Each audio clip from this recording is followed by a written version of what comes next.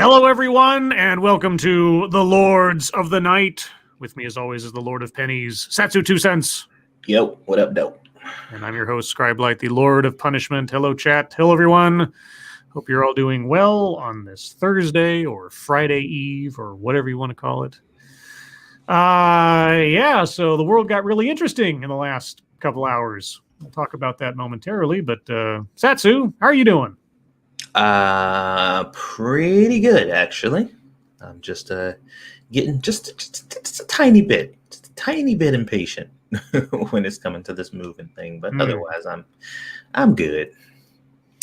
As for myself, it was a busy day at work because it's coming up on month-end billing, so a lot of spreadsheets to fill out and things to balance and yada, yada, yada, all that fun stuff.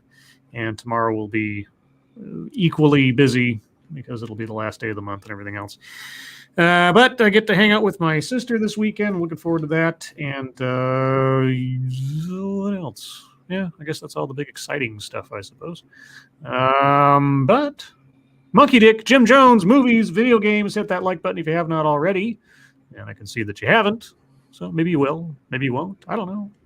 You know, my sense of self-esteem just rides on that is all. So it's up to you. And please share our stuff. Share it far wide, diagonally, sideways, whatever moves on the chessboard you can make.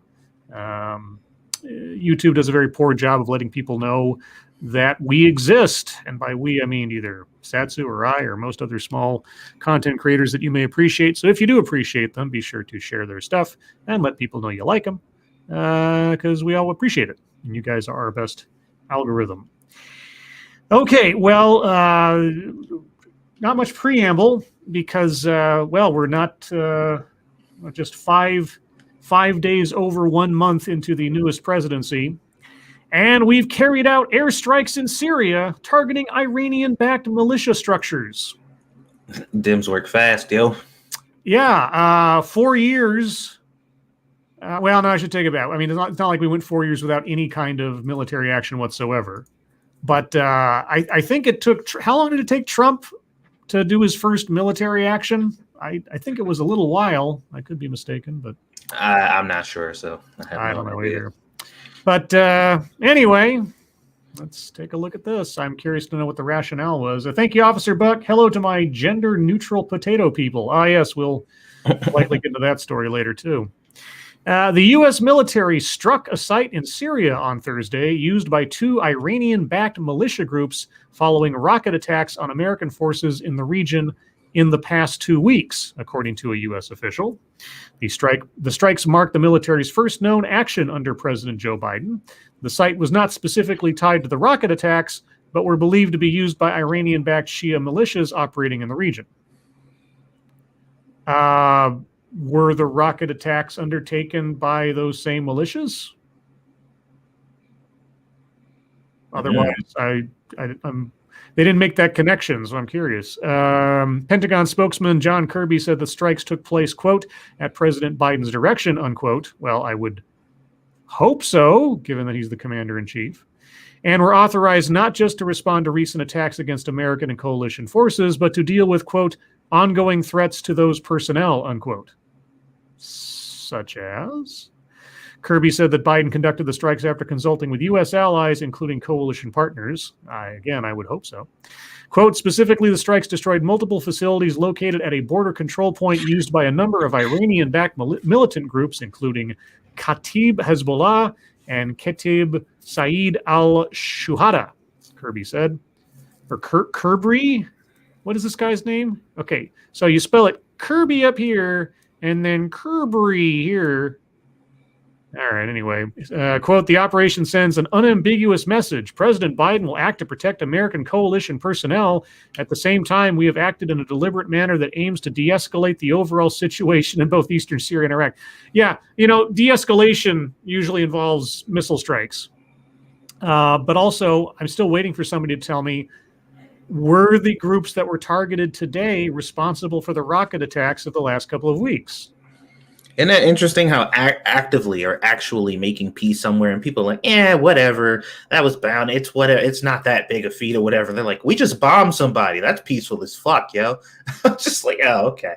The site is believed to be used as part of a weapons smuggling operation by the militias. The strikes were carried out to degrade the ability of the groups to carry out future attacks and to send a message about the recent attacks. Okay, so the militias were responsible for the rocket attacks because they didn't say that.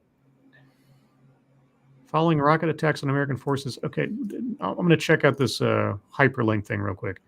Rocket attack coalition forces that has been claimed. Okay, all right. So, see, I wish they'd put that into the other story.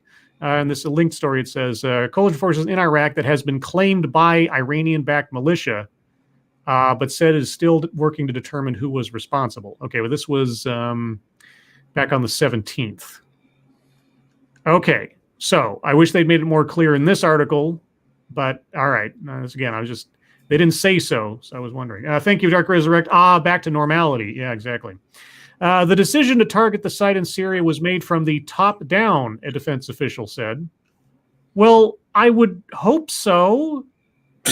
Like, okay, just so you know, this military action was approved by the president. Well, it should be. He's the commander in chief. Also, we consulted with our coalition allies. Well, I hope so we didn't harm any of their guys. Also, this came from the top down. Well, I'd be fucked if it came from the bottom up. What the hell? And was not because of a specific recommendation from the military. Okay, so Biden did this all by his lonesome. Nobody came to him with any advice. He just asked about it, and they didn't So wait, the military didn't recommend doing this, but Biden decided to. Is that okay? I'm not trying to be armchair psychologist here, but is that the Pentagon trying to distance itself from the decision? I have no idea. All I know is either they're trying to make Biden look good, or they're trying to be like, "Hey, we didn't really have anything to do with that." That is a bizarre. Like I said, I mean, just it makes me go, what? But that is a bizarre clarification. Thank you, Okie Native. Mostly peaceful U.S. missile strikes. I mean, if there are groups in there that have been firing rockets at our personnel, I don't have a problem with that, fundamentally. There's a lot not being said here that's just very bizarre to me. The strikes come as Washington and Tehran position themselves for negotiations about Iran's nuclear program, potentially complicating an already fragile process. You know why it's fragile? Because Iran lies. Iran's been lying since the treaty was founded. And at the time, everybody kind of just looked the other way and didn't seem to care. And then Trump says, hey, we're not going to stay in a deal with people who aren't fulfilling their promises.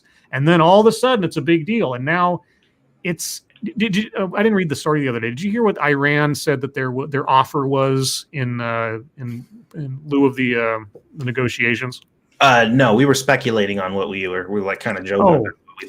They said they will allow monitors in, but will provide lesser access than before to their nuclear. You know what? Yeah, I do recall hearing that. Yeah, and I was like, wow, that's an interesting opening offer from the people in the position of no power. Yeah, that's fascinating. The U.S. had not definitively blamed any specific group for the rocket attacks, or attributed them to any Iranian proxies in the region, but the administration had made it clear where they placed the blame. Wait, read that one more time. Okay, see, this is why the very first thing I wondered at the top. Were they striking back against the groups that did the rocket attacks? But the U.S. had not definitively blamed any specific group for the rocket attacks or attributed them to any Iranian proxies in the region, but the administration had made it clear where they placed the blame. Okay, so somebody fires rockets, you don't know who, but you've decided to blame, and maybe you're right, I don't know, but is that wise? Okay, and unfortunately, like we live in a time, unfortunately now, where we have to ask the question every time, even though I hate it and it's annoying, but we have to ask, if this was Trump and he said, hey, we have absolutely no idea who these people really are, but we think we know. So we went on ahead and attacked those people. What would be the result? What do you think how do you think the media would read that? Okie Native, thanks so much. That's military bureaucraties for we are innocent. This is such a bizarre Okay. Earlier this week, White House spokeswoman Jen Psaki told the U.S. holds Iran accountable for the actions of its proxies. Well, sure, if you know that they are Iran's proxies. So, but you're not. But that isn't a direct accusation of blame for the rocket attacks, is it? A February 15th rocket attack on coalition forces near the Erbil International Airport in Iraqi Kurdistan killed a civilian contractor and injured 4 American contractors and a U.S. service member.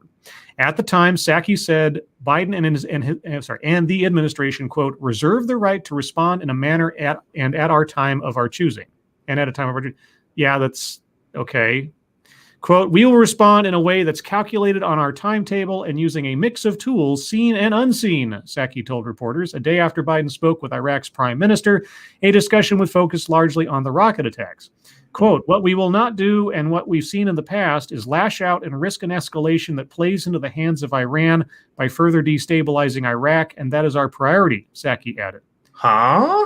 Okay, well, if you're not 100% sure or are not willing to affirm that who you struck is responsible for the crime you are striking them for, like I say, maybe you're right. Maybe you rolled the dice and you just hurt the guys who did it. But if you're wrong, if you just blew up people who might not be nice people but are innocent of the crime you're accusing them of, you're not helping anything. Why?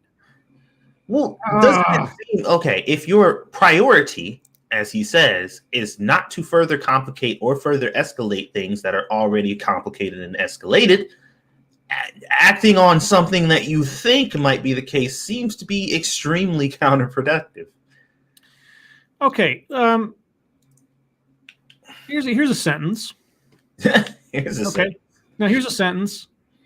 The U.S. strikes come as Washington and Tehran position themselves for negotiations about Iran's nuclear program, potentially complicating an already fragile process. Mm-hmm. And 3 paragraphs above, the strikes come as Washington and Tehran position themselves for negotiations about Iran's nuclear program, potentially complicating an already fragile process.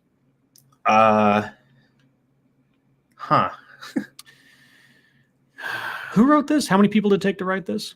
It took 2 people to write this. So did both of you write the article up to this point and then the other person wrote it again? Journalism, guys. It died with apparently our democracy. Yeah. So just for future reference, statement, duplicative statement. Literally. Like almost word for word. Anyway, okay, well, maybe there is some kind of diplomatic calculus here in not affirming who they think did it, but still striking anyway. I guess I could imagine such a thing, because if you're not directly accusing Iran, then maybe there's some political play there for whatever negotiations they're doing. Like, we're going to blame you on the world stage if you don't concede to this, that, or the other. I don't know. Maybe there is a method to this madness, but it's not a good opening move. Now, the problem I have with this article is this is CNN, and they always have an opinion. Like, no matter what, you can always get a little bit of their thoughts or their opinions on why somebody did something, what they were probably thinking, or even if they said, based on Biden's statements or what he said, there's always some interjection like, although, blah, blah, blah, blah, blah. They always have something to mix into it. Not this one. For whatever reason, they don't have any opinions about this at all. They're just talking about what happened. And, honestly, aside from the lazy duplicative sentences, I don't have a problem with how this is reported. This is just telling you the facts. There's no commentary. There's no, like you say, there's no woven in opinion. It's that the government did this. The government said this. They haven't affirmed whether or not this is actually, truth be told, I don't mind the article except for the duplication. Well, I didn't either, but we read CNN a lot, and this don't sound like a CNN article to me. No, because like you say, there's it's not a blog; it's an actual piece of effective journalism. Now, the only thing that I would have liked more is a little more in depth on the justification for it, not in an opinion way, but just looking for more information on what could have possibly led them to take this action or something. Or, I mean, where are the people familiar with the matter? That's something that's missing from this. Yeah. And I don't mind that, but it's just weird not to see it, especially something this important. So anyway, that is something that has happened. It's, as they say at the bottom of the article here, this is a breaking story and will be updated. So I'll check back before the show's out and see if there's anything new going on. But let us move on to the wonderful world of our friends our favorite friend at CNN, Chris Cillizza. Chris has been a busy boy today. I got some fucketry regarding him later, but let's see what Chris has to say about Trump's arch nemesis, Andrew Cuomo. Because Andrew Cuomo is in a very dangerous political place right now. Yeah, why is he in a dangerous place now, Chris? Why wasn't he in a dangerous place, I don't know, last summer? Because nobody told us he was supposed to be. Right. Governor Andrew Cuomo's spokesperson denied an allegation Thursday that the New York Democrat had sexually harassed a former employee, calling the allegations, quote, quite simply false, unquote. Well, you know what? If there's one thing that Andrew Cuomo definitely does not have after the last couple of weeks, and certainly over the last several months, it's credibility. That doesn't mean he's guilty, but yeah. Cuomo's office was reacting to a Medium post. A Medium post from Lindsay Boylan, in which she wrote that in 2018, Cuomo, quote, stepped in front of me and kissed me on the lips, unquote. Cuomo's office also categorically denied another allegation in the Medium post that the governor had suggested he and Boylan play, quote, strip poker, unquote, on a flight, providing denials from 4 current and former staffers who had flown with Boylan and Cuomo and insisted the episode did not happen. Now, thank you, tall person. Hoy, y'all. Can't watch live. We'll watch in full later. Happy National Chili Day. And hopefully my message won't be deleted, but I will still pay money. Well, I read it. I see it. So there you go. And Chili Day. Boy, my dad makes great chili. I haven't had my dad's chili in a long time. I should see if he makes some for me next time I'm up there. Let's see. Boylan first made the allegation of sexual harassment in December 2020. Cuomo denied it then as well. While it's not at all clear whether the denial puts an end to this or not, what is clear is that Cuomo is in the midst of a massively perilous moment in his political career. For a man who had previously seemed to be not only on a glide path to a 4th term in 2022, but was widely seen as a potential national candidate for Democrats down the line. Who contributed to that, Chris? Who contributed to that? Exclusively the media. No, I hadn't heard any other politician or any other reputable person say that. It was exclusively articles from the media. Cuomo is now facing massive levels of scrutiny. For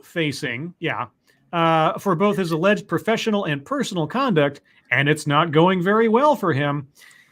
Somebody made a point on Twitter today, and I hadn't really thought of it in this fashion.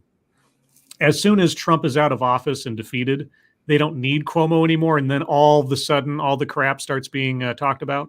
Because like I said before, Cuomo was held up as this counterpoint, this foil to Trump onto how to handle the coronavirus for months and months and months. And now all of a sudden, stories that we were aware of, at least tangentially, over the last summer, now they're coming to the fore. Okay. Prior to the allegations from Boylan resurfacing this week, Cuomo found himself on the defensive over his administration's handling of the reporting of deaths. Blah, blah. Yeah, we already know about this. Do you have anything to say, Chris, that's new? Yeah, we already talked about that. Yes, we know about the numbers. Where's your commentary, Chris? Yeah, where's it? Dude, this shit is blowing my mind. What happened in the last 48 hours? I mean, Chris is rehashing things aside from the allegations part of the sexual harassment that are kind of new because of the Medium article. Everything else in here is effectively, like I say, a retelling of stuff we already knew. This is okay. Here's maybe some commentary. This is a battle on many fronts, the sort of thing that politicians hope to go an entire career without experiencing. Every state and national reporter is now digging into the various allegations against Cuomo. Now, I'm just going to keep saying that. Now they're digging into them, even though all of this stuff was plain as day and relatively available months ago. Now they're doing it. I would love for Chris to comment on that. Yeah, nothing. Not a single fucking word about it. It's weird. It's almost like there's a reason that he wouldn't talk about it. Skipping down a bit, Cuomo has proved to be a resilient politician over his 3 terms in office, having defeated several high-profile liberal primary challengers and putting himself on the verge of doing something his father, the late Mario Cuomo, never did, winning a 4th term. But this series of problems poses the most serious threat to Cuomo's political life that he has dealt with yet, and he's not even close to putting them behind him. Well, I agree, Chris, but who elevated him to a position where this is the downfall? I mean, I could bring up your articles from last summer. I could bring up your articles after there'd already been information out about the potential that he was manipulating numbers or something screwy was going on nursing homes. But you and CNN, no. You and CNN and his brother on there, Chris, and everything, Chris Cuomo, you were holding him up as some kind of American hero the whole time. And you're not ever going to admit any complicity.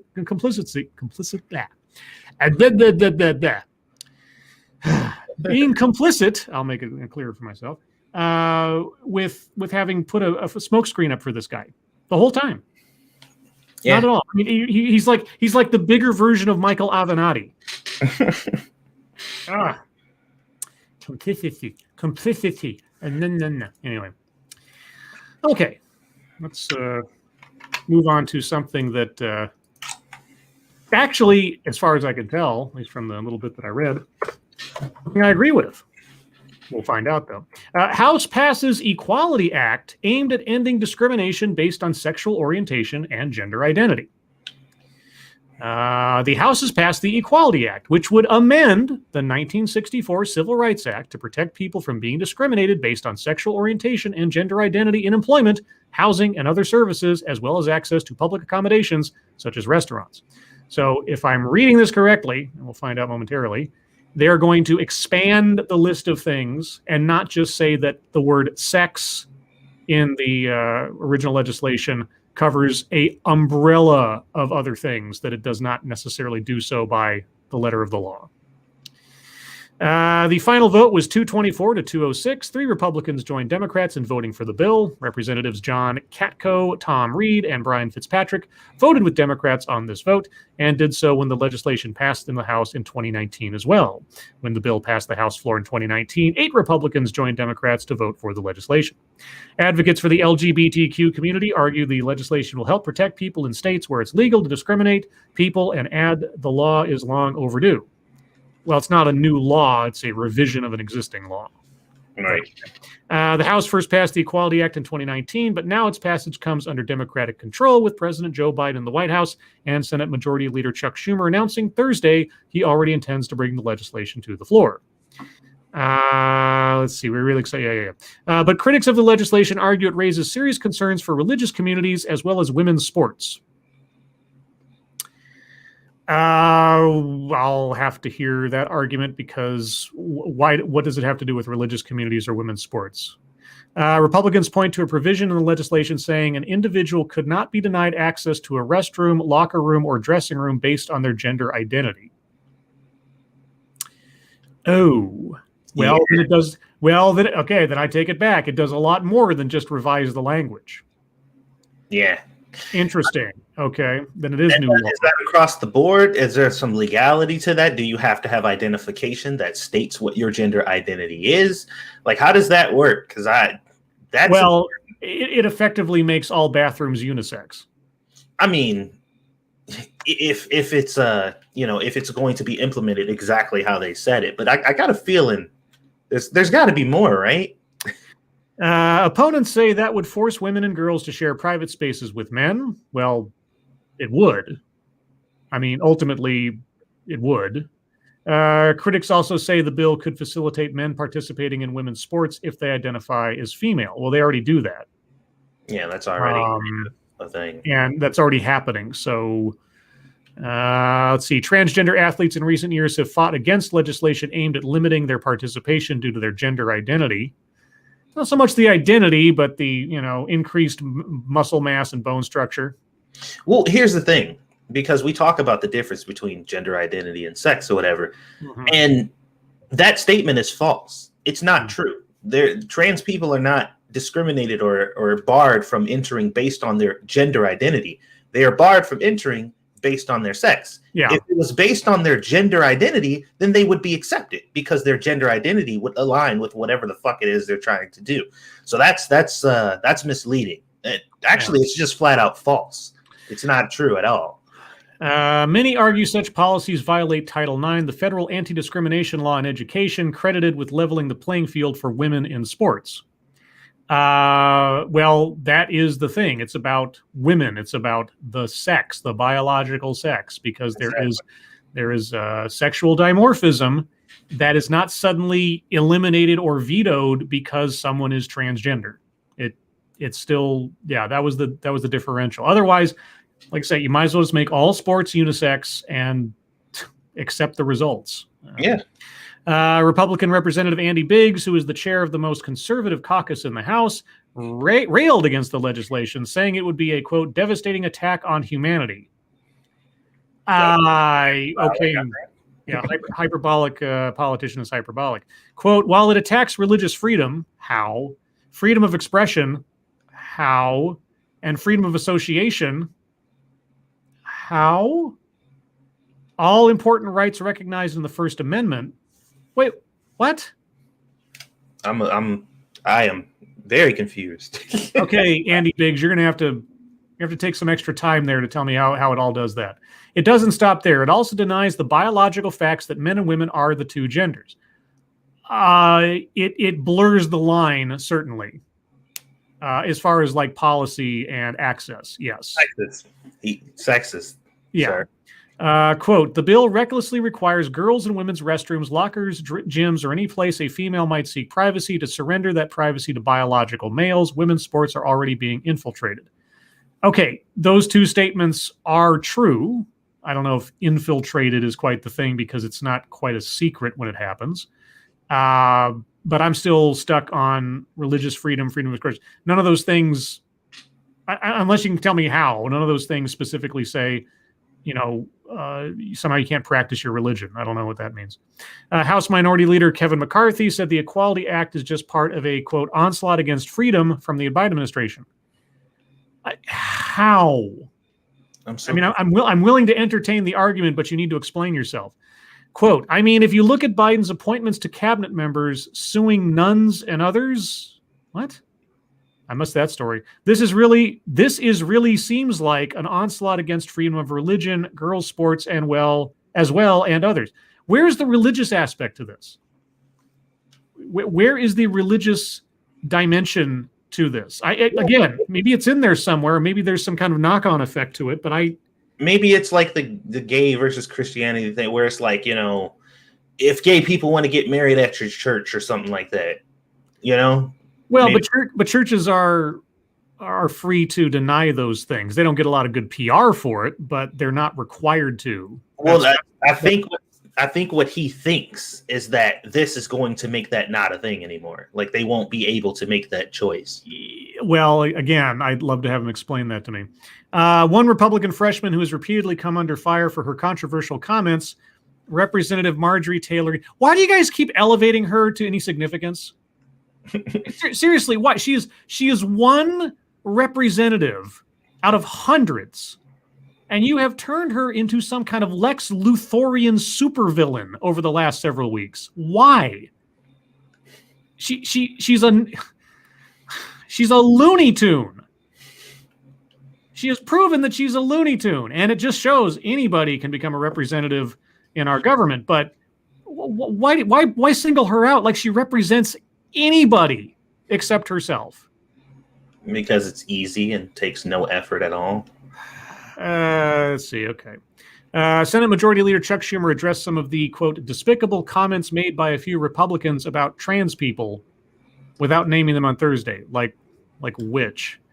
Quote, their attacks on trans people in the transgender community are just mean, unquote. The Democrat from New York said at a news conference. Such as what? There's a lot implied in in the quotes we just had, but they were talking about bathrooms and fairness in women's sports.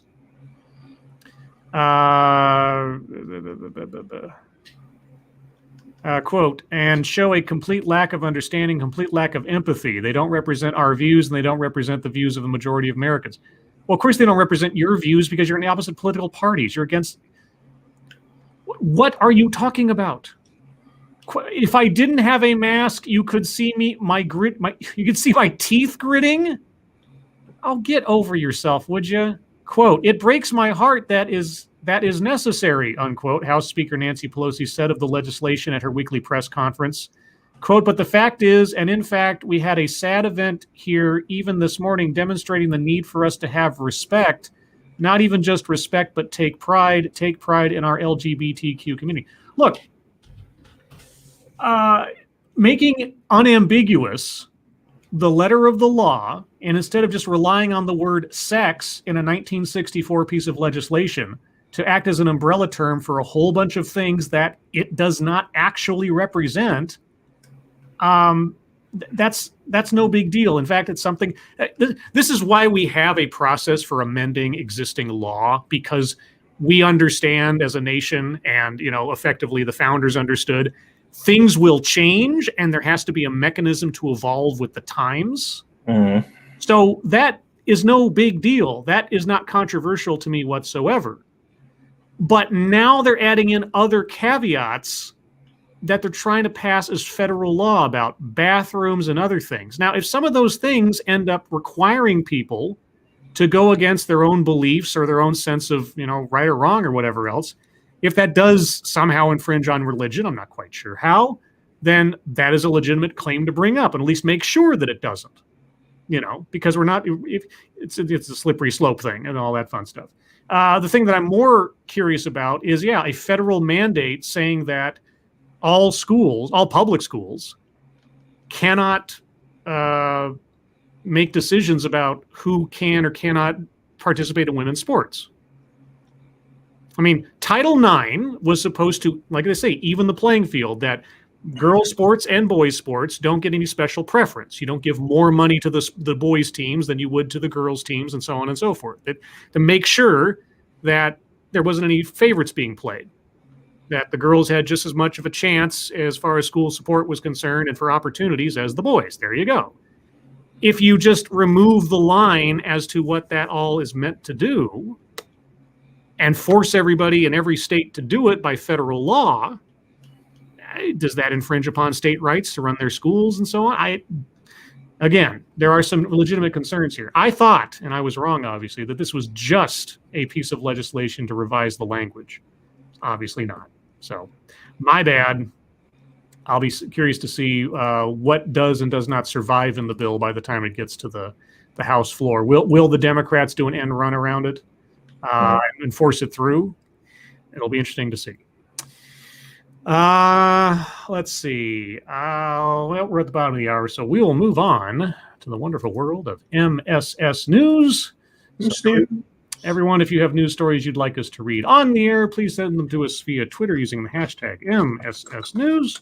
Can't promise we'll get to them all, but that's because I'm long-winded, if you couldn't already tell. Okay. Do I want to do this? Can you tell I'm looking right at a Frosted Glass article? Oh yeah, I can feel it. Okay, let's get this one out of the way, just so I'm not accused of not or dodging it or something else. Advertising. Yeah, let me get this up on the screen for reference's sake. All right. Why people on TikTok still need to explain hashtag alt-black. I don't even know what that is. Can I close this banner thing? Yes, okay. No, I don't want a video playing. Don't do that. When I got involved in my local scene, the lack of other people of color started to grate. How I wish I had TikTok when I was younger. Okay. If you've ever been the only person of color at a basement show, you mean when the lights are all off? You know how lonely it can be to feel lost in a sea of white faces. People of color, and especially black people, are using TikTok to mitigate the pervasive racism of alternative music and culture. For a long time, I remembered having to justify liking pop punk music. Who the fuck did you have to justify it to? Because I remember who I had to justify it to. Who was that? It was a whole bunch of brown people around me telling me that my brown ass wasn't supposed to be liking that shit because brown people aren't supposed to do that. It wasn't just that I was a girl. My white peers were always overly curious about my interest in Blink 182, despite it being 2001, the year when Take Off Your Pants and Jacket would debut at #1 on the Billboard Hot 100. As time progressed and I got involved in my local scene, the lack of other people of color started to grate. How I wish I had TikTok when I was younger. What would TikTok have done? Would TikTok have teleported people into the basement with you? Black people have always been participants in alternative music and culture. Well, define alternative music, and I define alternative culture. Alternative to what? I mean, when the phrase all the alternative music scene came up in the 90s, at that time and still to this point, I'm not quite sure what that meant, except it was just new variations on punk and rock. But then at the same time, like there was a good long while there where Sheryl Crow was said to be alternative. So it was a really, really generalized term. And in terms of rock music, black people were the originators. Depending on what, okay. Black people notoriously love bands like Paramore. Notoriously? Notoriously. Okay, love bands like Paramore or My Chemical Romance. How could this happen to me? Anyway, yet, according to users in the alt-black tag on TikTok, all right, so you're bringing up Blink 182, Paramore, and My Chemical Romance in reference to TikTok. Okay, which... Okay, are we mixing up eras here or something? Thank you, Devil Fruit Zero. Is Satsu alt-black since he likes anime openings? I don't know. Is there some taboo regarding anime in the black community? It's not nearly as bad as it used to be, but it definitely was a thing, and it definitely does still exist in some circles, depending on where you look. Black people are a lot more allowed, specifically by other black people, to like it now that it's safe for them to say that they like it. But it was a huge issue, a point of contention for me back in the day. Let's see. Black people are still being asked to justify why they love a genre of music black culture had a huge part in shaping. Black people can't like punk music, unquote, reads the text on a TikTok from user Ebony Assassin. Quote, how can we not like something we invented? Wait, black people invented punk music? They invented it. Okay, admittedly, I am not a music historian. They didn't. It's full of shit. So don't even bother looking it up. In the late 1960s, music... I'm looking at... I looked it up on the wonderful world of the internet. In the late 1960s, music, now referred to as proto-punk, originated as a garage rock revival in the northeastern United States. The first distinct music scene to claim the punk label appeared in New York City between 1974 and 1976. Around the same time or soon afterward, a punk scene developed in London. And it was the London punk scene that I always identified as being like the real birthplace of what we consider to be punk. Let's see. Yeah, and the whole thing about punk was you had a whole bunch of, let's be honest, you had a whole bunch of like disaffected white kids rebelling against the status quo. That was what punk was ostensibly about. No, the way it works is black people created rock. Therefore, everything that could have possibly come out that had anything to do with rock, close proximity to rock or whatever, is a direct, result of black people. Like, that's just how it works, apparently. Thank you, Snubberth. Such F liars. Black people gave you guff over Pokemon t-shirts in my school. Then 3 years later, DBZ and Naruto was dope. Mm-hmm. Yeah, well, I mean, the evolution of what was nerdy and now is just completely mainstream. I mean, I remember a time back in my day, I used to read comic books and video games and have like history of Star Wars in my brain and everything else. And I was the outcast. I didn't fit in with everybody else. Everybody else was, listening to New Kids on the Block and all the other bullshit and caring about sports and makeup and all that stuff. And I was like reading my books and collecting Punisher and Spider-Man and all types of things. And and I was the outcast. Now, oh man, I can only imagine, and I don't think right now, not this particular era, but maybe like the early 2000s. If I had been in high school instead of like the late 90s, but in like the mid 2000s, oh, I can't imagine what my social life would have been otherwise. Dude, I've had people come to me now asking me about shows that I've seen who talked shit about me watching anime back when I was younger. Yeah. Just like, really? You forgot? Did you forget about that?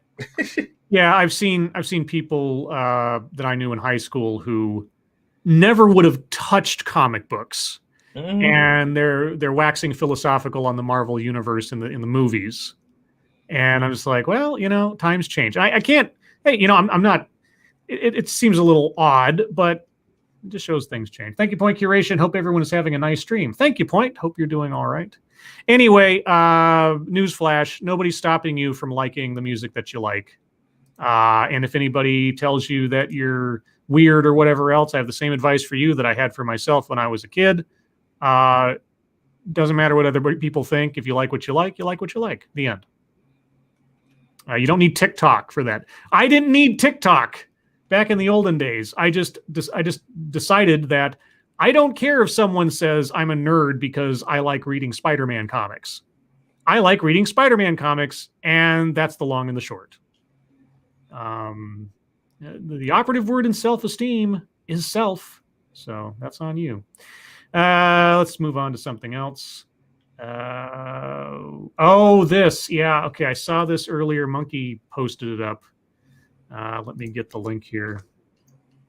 Oh, remember Jeffrey Toobin? Remember that CNN lawyer guy who was on a Zoom call and then didn't realize that he wasn't logged out of the Zoom call? Uh-huh. Well, we've got another one, ladies and gentlemen, but this time it's markedly worse. Maryland teacher's aide seen masturbating during Zoom call with kids. Oh. Not a good move. A teacher's aide in Maryland masturbated during a Zoom call with 8th graders, but insists he thought the online lesson had ended. Okay, boomer. Unplug your camera. Here's the thing. If you think a Zoom call is over, unplug your camera. I mean, whether or not you're going to do something like this or otherwise, just unplug your camera, just to be sure. If you don't need your camera plugged in, unplug it. Only have it plugged in for the times where you actually want to be on camera. And that doesn't just go for Zoom calls, because there have been stories, and plenty of them, where people with their cameras just perpetually plugged in end up getting hacked or monitored in some way, shape, or form through some kind of exploit. Just unplug your camera, or put a little piece of Post-it note over it if it's built into your screen or something. Anyway, Mark Shack, an assistant for special education students, at Shady Grove Middle School. Shady Grove. That sounds like the kind of school you'd see in a movie that has to come up with a generic name for a school. In Gaithersburg, told the Bethesda magazine Wednesday he was unaware of his self-love session had been captured on the virtual call until being interviewed. Quote, I thought I was logged out when class was over, Shaq told the bi-monthly magazine. Wait, he didn't know about this till the magazine came calling? Damn.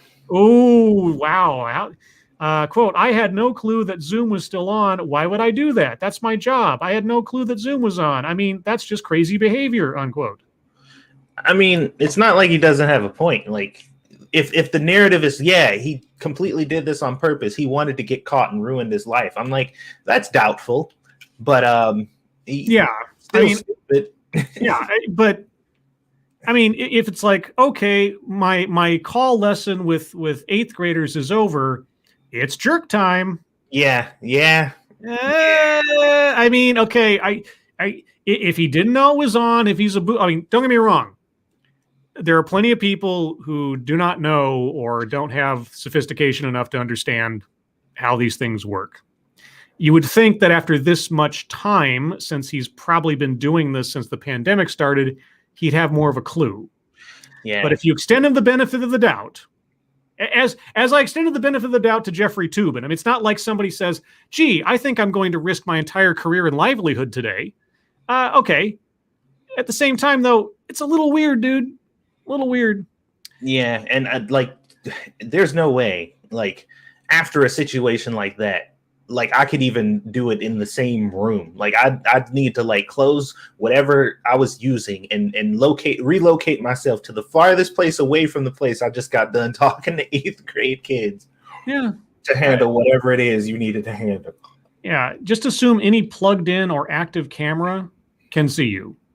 That's just my watchword. Doesn't matter, and doesn't go for anything you're doing illicitly or otherwise, but just, your regular day or whatever else. A 13-second clip later posted on social media. Oh, and it's never going away now. Shows Shaq gaze at his screen before standing up, taking a few steps away, and beginning to pleasure himself. Oh God. So literally after he was done with the call with his students, he just couldn't hold back. Shaq's name appeared on the screen as the host of the Zoom call. Seconds later, another name appeared, replacing him as the moderator. The 21-year employee for Montgomery County Public Schools, who also runs Pirate Magic, a business that throws pirate parties for youngsters, while he portrays a character named Captain Sillybones. Oh my God. Oh, dude. Oh, no. Fuck, dude. Yeah, okay. And that's another question. Who fucking stands up to specifically to do that? Oh, dude, you are so screwed now. Oh, yeah. Everything is done. Extra fucked. Oh, said he has since been placed on administrative leave. Yeah, I think that's probably only the beginning. But he insists his actions were just a mistake. Now, you know what? Like I say, I will extend you the benefit of the doubt that you did not realize the camera was on, that you did not actively know you were doing that in front of kids in the camera. Okay. You know what? I'll, like I say, benefit of the doubt. Unfortunately, it's not exactly something you can just wave away in the minds of people who are going to hire you for their kids' parties. Or anything for that reason. Yeah. And I mean, like I say, everybody does it. Everybody masturbates. There's no two ways about it. It's not some big secret or something, but it's still terrible look for you. Gamer Valine, thank you so much. There are people in the tech sector that are tech literate, illiterate. Minimizing a window and thinking it's done doesn't surprise me. Sure, like I say, I'm willing to extend on the benefit of the doubt that he honestly thought that he was done, that he was logged out, or the call was over, whatever else. But unfortunately, it's permanent now. I'm only human, he continued. It was my bad.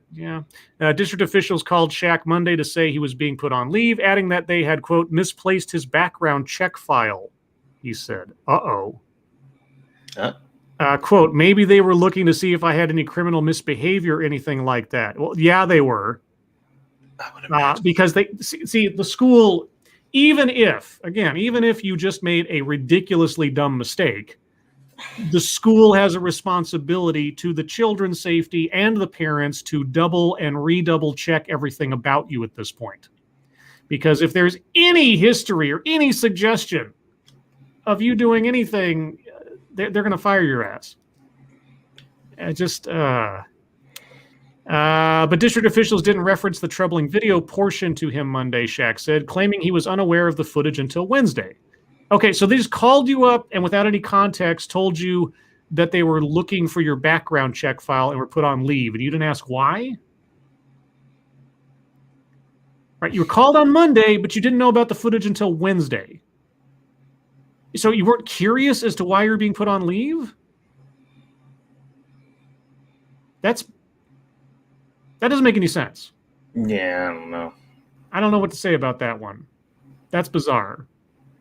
Because if I thought, I've been doing this for 21 years and I've been doing this as my job and everything else, and suddenly my school calls me up and says, yeah, we're going to put you on administrative leave and we're going to look for your background file. Like, oh, okay.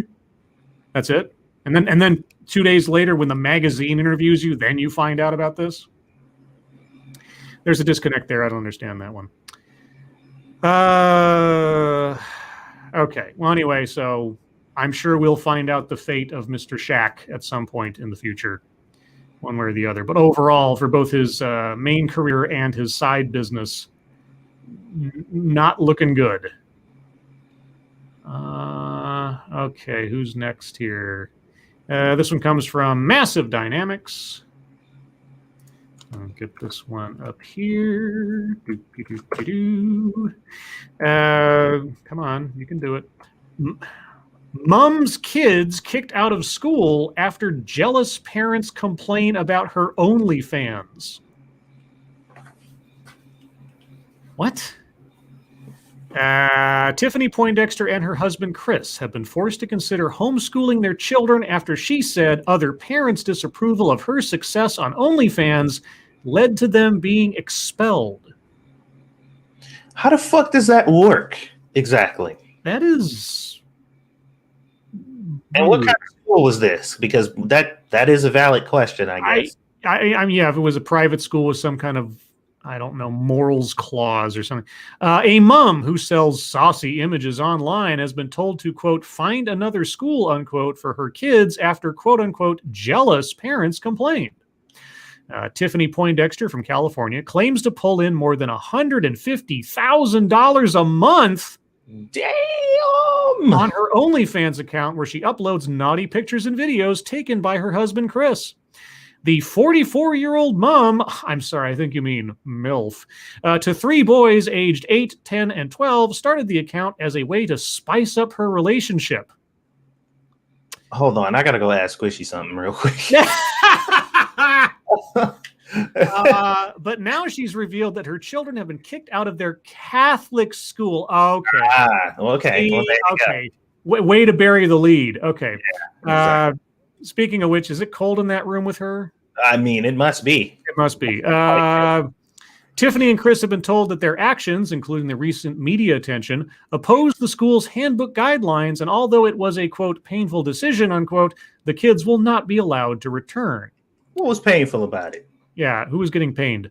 Except probably everybody at the school who wanted to watch her photos. Tiffany claims that a group of parents arranged a campaign to get her children kicked out of school after her account was discovered last summer. Quote, some women from my area actually printed out pictures I posted on my OnlyFans and mailed them to the principal of my children's school, she said. Yeah, those are some jealous bitches. I think at first I was just like, I don't know if I, like they use the word jealous, like maybe she's just saying no, but yeah, I mean, you do some vindictive shit like that, then yeah, you were jealous. At the time, by the way, how did the parents from the Catholic school discover her OnlyFans account? Exactly. I'd be curious to know, like, who was the first one to just sort of stumble upon that? At the time, the head teacher decided not to get involved. Okay. So the pair continued to run the account despite the harsh comments, putting the campaign down to, quote unquote, jealousy. Quote, I reckon most of the husbands have taken a look at Tiffany's account, said Chris. Maybe that's why these women have such an issue with us. Oh, jealous. Thank you, Dark Resurrect. It's because those wives found their husbands with her pictures. Well, that was the thing, is they found out that the local mom was, but then the couple received an email telling them the children would not be allowed back to school.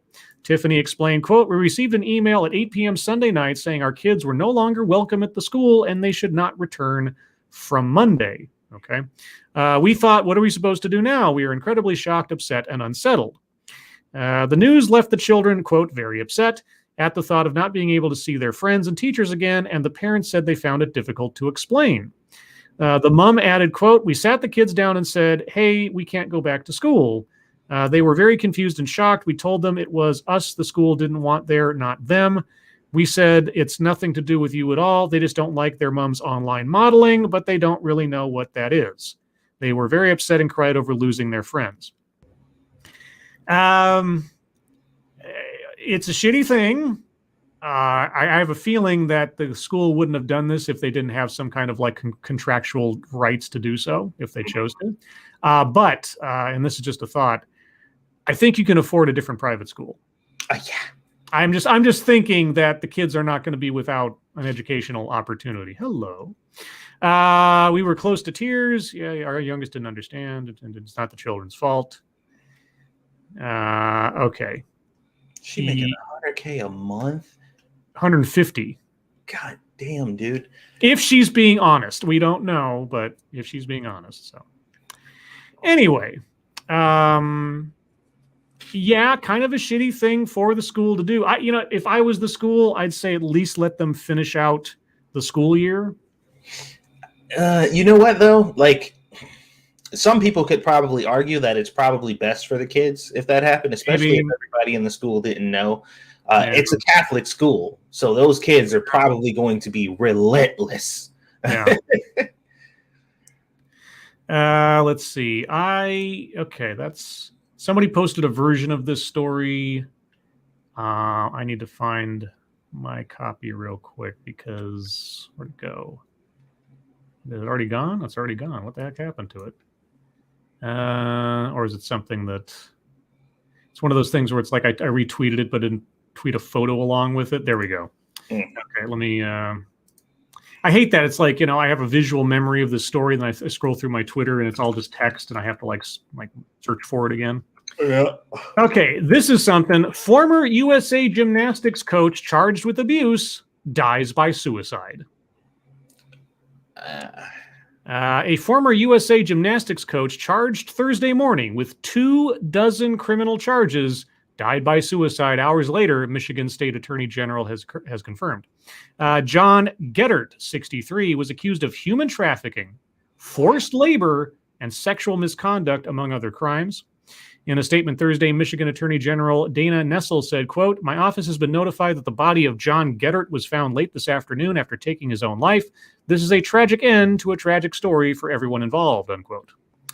Geddert served as head coach for the 2012 U.S. Women's Olympics gymnastics team, which took home the team gold medal in London. He also owned a Lansing, Michigan area elite training facility called Thurs. Nessel announced the charges at a Thursday afternoon press briefing. She said the charges brought by her office focused on, quote, multiple acts of verbal, physical, and sexual abuse perpetrated by the defendant against multiple victims, unquote. Nessel declined to give a specific number of victims other than to say the figure was, quote, less than 50, and they are all minors. The charges are, or I guess were at this point now, 14 counts of human trafficking, forced labor resulting in injury, a 15-year felony, 6 counts of human trafficking of a minor for forced labor, a 20-year felony, 1 count of continuing criminal enterprise, a 20-year felony, 1 count of first-degree criminal sexual conduct, a life offense felony, 1 count of second-degree criminal sexual conduct, a 15-year felony, 1 count of lying to a peace officer during a violent crime investigation, a 4-year felony. That guy was going to go nowhere if convicted of half of those. The charges were filed in Eaton County, which includes part of Lansing.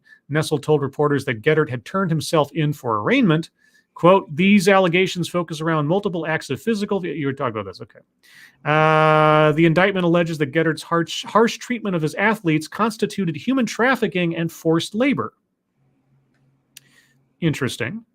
Geddert had been a renowned figure in elite gymnastics for coaching the, quote, Fierce Five lineup on the 2012 women's team, which included Michaela Maroney, Gabby Douglas, Allie Reisman, Kyla Ross, and Jordan Weber. The station adds that Geddert was also known for his close relationship with Larry Nassar, the former USA Gymnastics national team physician who was convicted of dozens of cases of sexual abuse. The two were friends and business associates, and 3 of Nassar's sexual assault convictions occurred at Twistars. Oh, yeah. Homeboy's fate was sealed, so yeah. Oh, yeah. Damn. His fate was fucking sealed, and he knew it. So he's like, yeah, it's over. Oh, man, yeah. Dang. Okay, well, See, the unfortunate thing is, without a conviction, we don't know if it's true, or at least it hasn't been proven in a court of law. So was he committing suicide because he was guilty, or committing suicide because he knew his life was over regardless? Don't know. But either way, there you go. We'll do one or two more here, and then we'll move on to the wonderful world of YouTube time. Let's see. And today's episode is not brought to you by Salesforce. The Salesforce platform for managing your business is not sponsoring us today. Oh, that's this is a new one. Okay, sorry, I thought that was from yesterday. This one comes from Miss Slim One. So let's move on to this. Oh boy, it's space stuff. Internet sleuths solve secret message on Perseverance rover's Mars parachute. All right. This is a secret message. Is it? All right. Well, apparently so. NASA hid a secret message on the parachute that landed its Perseverance rover down on the surface of Mars last week. Internet sleuths claim to have, quote, cracked a code, unquote, hidden in images from the Mars rover's landing last week. Colored patterns in the parachute used for landing, appears to have been secretly inscribed with the phrase, quote, dare mighty things, unquote, a motto used by the Perseverance team at NASA's Jet Propulsion Laboratory in Pasadena, California, which serves as mission control for the Perseverance rover mission. Also embedded in the message are the geographic coordinates for JPL, degrees, minutes, seconds, etc. Okay, where is the message? How is it? Or how is it coded in there? I'm sure there's a way to do it. During a news briefing on Monday, NASA revealed the first video taken by Perseverance. Yeah. Okay, where's the code part?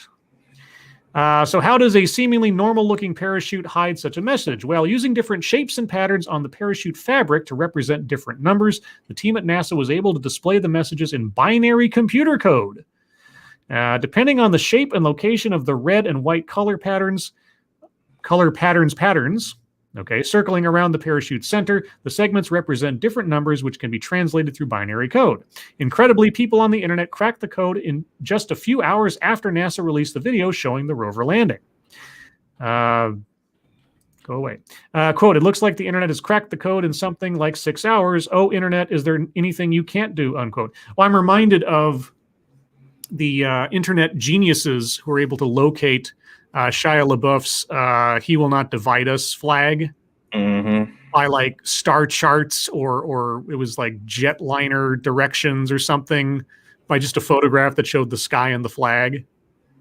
So yeah, this doesn't surprise me at all, really.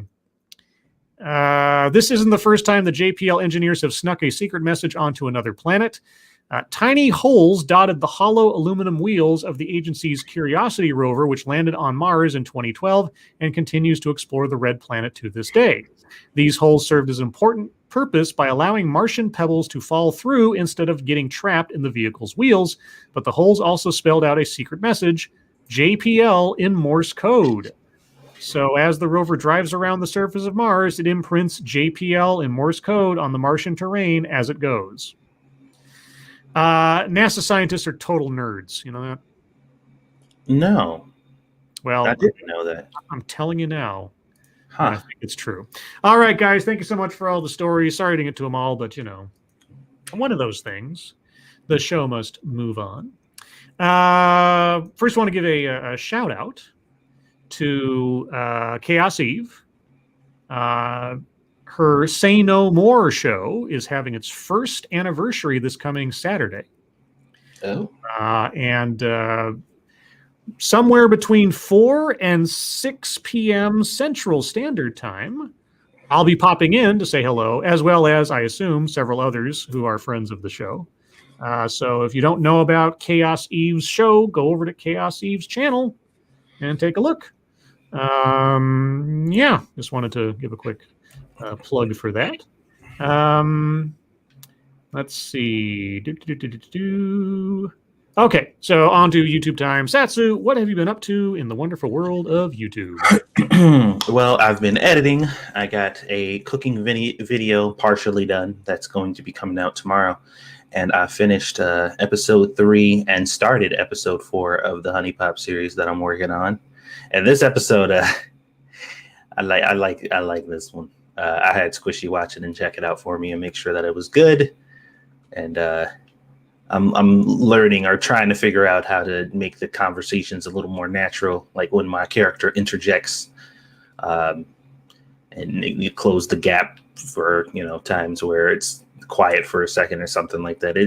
I'm getting a little better at it, but that'll be dropping tomorrow too, along with the cooking video. And I've just been systematically working on a bunch of other things. I recorded 3 anime commentary videos, one for Tonikawa, one for the Spider Isekai one that came out, and then one for that time I was reincarnated as a slime. Those are all done. They just need to be edited and uploaded. Complicit. Yeah, I got you. Yeah, so those are all in the queue. I've been very, very busy because, like I said, once this move stuff starts, once I start packing, I don't want to be thinking about anything else. I want to be able to pack, get everything going, and get gone. So I am hitting the ground running on probably 2-3 weeks worth of videos that you guys can watch while that's all happening. And yeah, so that's the stuff I've been working on. I need to make a new thumbnail for my last Honey Pop video because I think that's what it is. Like it's probably too provocative, So I'm like, maybe I need to tone it down a bit. So I'm gonna make a new thumbnail for that one, and then make the new one, the one for the new episode tonight after Lord. So yeah, busy boy. I'm a busy boy. I've been doing a lot of stuff and things. All right. As for myself, I did a TED Excellence today. I chose it specifically because I was curious to see if I could find a TEDx that dealt with mathematics, and specifically mathematics that might imply something similar to what I've been looking at with the equitable mathematics curriculum that's been put out there. The whole idea that, or part of the idea, or I should say, it is part of their idea that showing your work is somehow racist.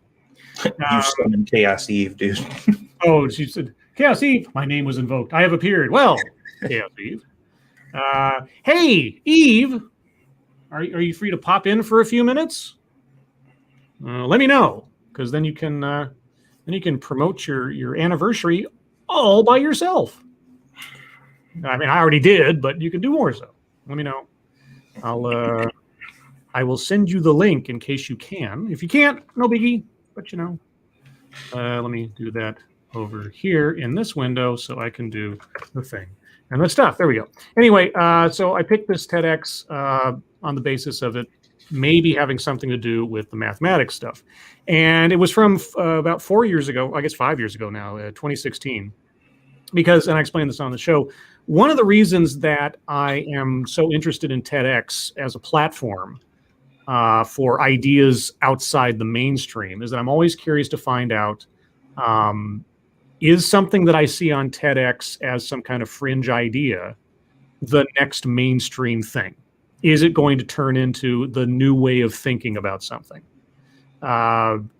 If for no other reason than for my own education and edification, can I get a head start on having some idea of where these ideas or initiatives germinate? That's kind of part of the reason why I look at TEDx, because it is relatively informal. It is done by communities and certain groups and things to promote their own ideas. So I found this one from 4 or 5 years ago, and it was talking about culturally relevant pedagogy in mathematics.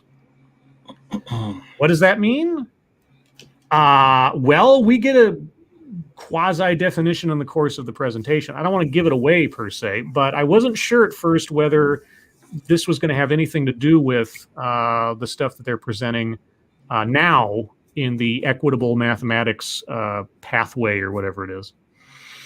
But if it's not a direct ancestor to it, it sure sounds like it. I'll just say that much. It didn't turn out to be a WTF type presentation because I understood what she was doing, even though it was kind of outrageous at certain points, but it wasn't a complete like brain melter. Anyway, if you're curious, it might be a good primer, at least as far as the information presented therein, for what I'm going to do on Sunday. And on Sunday, thanks to a viewer whose comment that led me to this has since disappeared from the video that the comment appeared on. I hate it when that happens because if the author of the comment deleted it themselves, very well, but I don't have any way of knowing that, and it wasn't shunted to my held for review comments. So either they took it off or YouTube deleted it for some reason. I hate that, but anyway, the stub of the comment that I still had visible at the time alerted me to the fact that a couple of the founders of this equitable mathematics program had been interviewed just a day or two before that on a different YouTube channel. So I have that, and I'm going to be taking a look at that on Sunday for a follow-up from last Sunday's video on the course materials, because I'm curious to find out what they have to say and what happens in an interview when they're asked direct questions that hopefully will illuminate their motivations and other things. So I'll be doing that Sunday at 8 a.m. Pacific time, 11 a.m. Eastern time. That's the plan. If that changes, I'll let you guys know as soon as I can.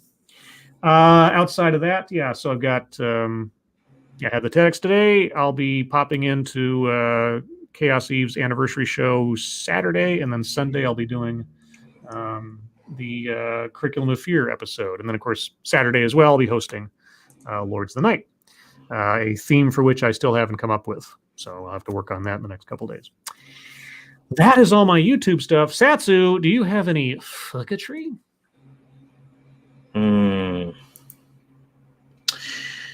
Well, obviously that bombing thing was a big. It was big on Twitter. Like I saw a lot of people talking. Huh? Real quick, hello, Chaos Eve. Hi. How are you? I am good. How are you? I'm good. Wasn't expecting to be invited on so last minute, but Well, around here we do things last minute. Stick to format. Yeah, we have a plan. We have a plan. So, how are you today, Eve? I'm doing okay. I was actually sitting here just having dinner, and Jen said, "Hey, Scribe mentioned you," and I thought the shout out was pretty nice. So I thought I'd let you know. I was like, "Oh, I'll pop over and say thank you." And the next thing I know, well, stay as long as you like, just for the sake of things that I couldn't have known to mention. What's going on Saturday for you? Well, Saturday is not only is it my birthday, but it's also the anniversary of my stream show, S&M Say No More, that I do with Miss Talita Constantine. Starts at 4 p.m. Central, 5 p.m. Eastern. We changed the time last week, so I'm still getting used to the new time slot. Cool. But any special plans for the episode for the anniversary? We're trying to have on as many of our previous guests, as well as having a call-in segment where we have fans of the show who've been there and can come on and talk about their favorite moments from the past year and stuff like that. Make it just a big party. So cool. Yeah, I plan on as I'm able to pop in and say hello at some point. So looking forward to that. We're also going to run it a little longer so more people have a chance to pop in and do something. So cool. Well, congratulations on the anniversary. Thank you so much. It is, it's a lot of effort to hold down one of these suckers for any period of time. And tell me about it. Yeah, I know, right? So, congratulations on that. Anything else you'd like to mention or shill for, or anything else before you run back to dinner? Again, you can stay as long as you want, but I understand. Not off the top of my head. I'm trying to grab the link to my my channel. Sure. Yeah, throw that into the chat if you have a chance. I will try to put that into the description for anybody watching this in the future. You are too sweet. Oh well, I rot teeth. Chaos, go watch my Honey Pop series. I still, Satsu, I've been meaning to sit down and watch your Final Fantasy series because I watched that first one you sent me and it was hilarious. And it's still going. I think I'm on episode 10 now, or something like that. I need to actually take some time for that. Yeah, I'm gonna probably be doing some more recording of that pretty soon because that's actually getting fun too. Like I've gotten invested in my own story, which I guess is a good thing because if I wasn't invested, I guess the videos wouldn't still be coming out. But this new Honey Pop thing is absolutely absurd, and I love it. Are you playing the new one? The new one. Oh no! Yeah, and I created a character for it and everything, and it is perfect. Oh my god! Well, I guess if you're editing it, you could censor out the naughty bits. Exactly. And I keep the explicit, super explicit stuff out or whatever. I'll kind of allude to what happened so you'll know. YouTube has been cracking down a little bit, so I'm like I got to be a little careful, but I've made it very comical. So it's a good. Well, I have to check that one out too. Sounds hilarious. Keeny bean. Do you have any fucketry you'd like to drop real quick, Eve?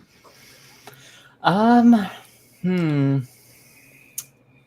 I can think of. Trying to think if I've seen anything on Twitter or I've been so busy lately trying to either setting up stuff for this stream this weekend or working on trying to find a new job or there's just been I've had so many things on my plate, or just playing games with my friends in Discord. Has been so much going on that I haven't had time to really look at news or anything like that or any crazy drama. Well, golly gee, why even be on the internet then? I know. Jeez. All right. Well, Satsu, did you? I didn't mean to interrupt your fucketry. Need it. Well, okay. I mean, I meant to, but it was out of politeness for our guests. So can you blame me? Indeed. Jeez. Well, I'm just look. We need to be honest and open with our viewers and with each other. I was just thinking, just completely random thought. By the three avatars here, I'm the one that looks least like a superhero. That's right. I mean, I really do like my new avatar. It's pretty cool. That's pretty cool. If you check out my Twitch streams, it actually is animated and sparkles and stuff. So now, do you mind if I still use your previous one in stuff, or should I start incorporating your new one in? What do you mean? That's fine. Yeah. Yeah, if I do in thumbnails or any more Garbage Pail Kid cards or anything else. Because that's actually still my my server icon on Discord. So okay. Anyway, Satsu. Yes. And Eve, if you need to leave, by all means, but you can stick around if you like. Yeah, I think I am going to go because I've still got to finish dinner and then get a shower because I'm doing stream myself in like less than 45 minutes. So. Oh, okay. Well, thank you for dropping in, Eve, and everybody. Be sure to take a look at Eve's channel in general, but also tune in on Saturday at 4 p.m. Sorry, it's 4 p.m. Central Time, right? Yeah, 4 p.m. Central Time, 5 p.m. Eastern. For the Say No More first anniversary extravaganza, which I'll do my best to stop in on at some point. But yeah, thanks for coming in, Chaos Eve. Thank you so much. Yep. Talk to you soon. Bye. Bye. All right, Satsu, your fucketry, if you would. All right. Attempt number 3, baby. Let's do it. Did you see Oreo's Twitter account today? I did. That was amazing, wasn't it? Well, okay, so here's the thing. They said 3 words. Just 3. Yeah. 3 words. And obviously it is the most worthless form of activism there is because it requires nothing. Like you literally do nothing. You just type in 3 words and then the money just starts pouring in because everybody's just like, oh my God. And the conversations that were going on in this feed were fascinating. For everyone's edification, what amazing insight did the official Oreo cookie Twitter account send to us today? Trans people exist. Yeah, that's it, guys. Trans people exist, period. That was it. Yep. And it's like, and then. Well, it was so funny because it was weird because there seemed to be a lot of people coming out saying like, you're not doing anything for trans people. Like this What did you do something? Is there like a large donation coming in or something? Something else you want to add? Or are you just saying this to get people to come to your fucking or buy your stuff? And there were like trans people and other activists getting mad at those people. Like, fuck off. They're helping out. They're doing way more than you're doing, and blah, blah, blah, blah, blah. And they're just like, this is a corporate entity, a capitalist entity that you hate. You hate capitalism. You hate corporate, all that stuff. And they literally just said 3 words, and you're ready to take the whole dick back to the throat. You're like, yes, I love corporate capitalism and corporate activism. I'm just like, they just said 3 words that do nothing for you at all. And they're just like, it's the visibility. They're really big, and they said those words. And the one dude had asked, he was like, so who are these people who don't think trans people exist? Right. Like, yeah. They asked, like, who are these people who literally, and I mean literally, not figuratively, not based on policies or the way that they act towards them, say, like, who are these people who think that trans people literally do not exist?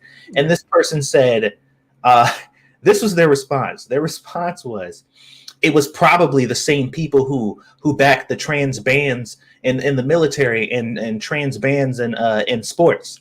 And the dude said, excuse me, but how could you back a ban for a group of people you don't think exists? Right. I was about to say. Yeah. Like, how do you support a ban for people you don't think are real? I need to ban unicorns from this horse stable. What? Like, it's like, that doesn't make any sense. Yeah, those people who advocate for the ban of trans people to be in these spaces don't believe trans people exist.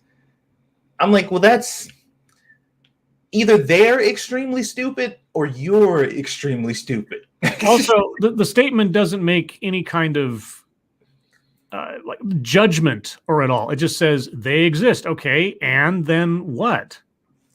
I mean, lima beans exist. I don't like lima beans. Doesn't, to me, saying they exist doesn't denote anything about it. So what's your position then, Oreo, since you've made it an issue? What is your position on the subject? It's a very bizarre statement, especially for a cookie company to make at all. And yeah, thank you, corporate overlord, for letting us know that you understand. I mean, at that point, I just imagine it's like some kind of robot AI. It's just like, trans people exist.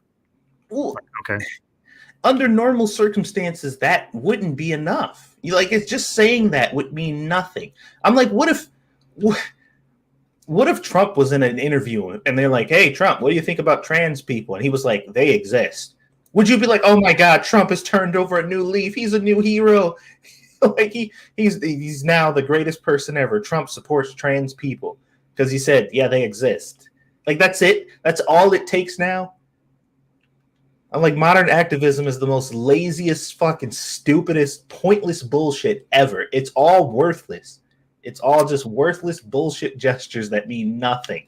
I'm curious to see how much money Nabisco then has to turn around and donate to some charity or something to try to make up for this PR WTF that they just pulled today. So, well, I mean, the right people are excited about it, and I'm sure they're gonna go take their trans money to go buy these these cookies, I guess.